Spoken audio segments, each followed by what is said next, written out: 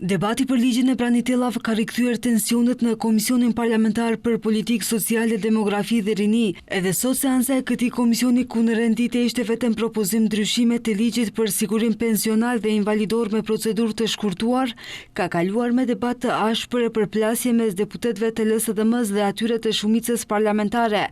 LSDM insistonte që të propozojnë ndryshime të rendit të ditës për të propozuar që të shtohet edhe ligji për Pranitellat, por deputeti Imerlie Saliu Fetaj, të cilën e caktoi kryeparlamentari për të kryesuar me këtë seancë, tha se është e emëruar që të kryesoj me këtë komision vetëm për një pikë të rendit të ditës, por sipas deputetit të LSDM-s Oliver Spasovski, në asnjë nen të rregullores nuk theksohet se Fetaj është emëruar vetëm për një pikë të rendit të ditës.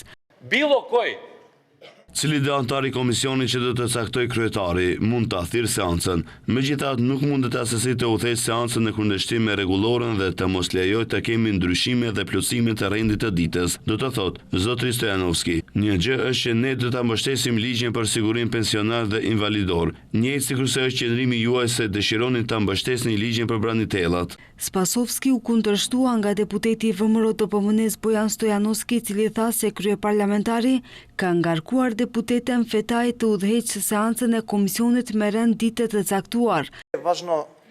Nuk është e rëndësishme se kush çfarë ligji dëshiron të propozoj, plotësoj e kështu me radhë. E rëndësishme është që në këtë shtet ndonjëherë të respektohet e ligji dhe rregulloria.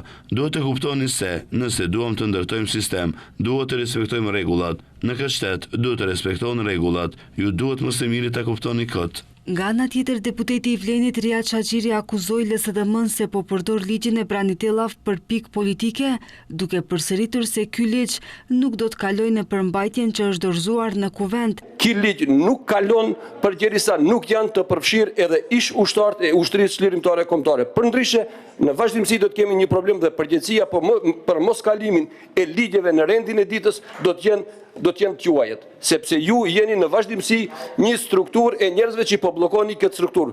Edhe përkundër këtyre përplasjeve dhe kundërshtimeve të opozitës, shumica parlamentare arriti të votojë rendin e ditës me vetëm një pikë, atë të ligjit për sigurim pensional dhe invalidor, dhe pas votimit, deputetja Fetaj e konstatoi rendin e ditës. Me këtë u deblokua puna e komisionit që për një kohë ishte bllokuar pikërisht për shkak të zhvillimeve që ndodhen si pasojë e propozim ligjit për të drejtat e Pranitellavë.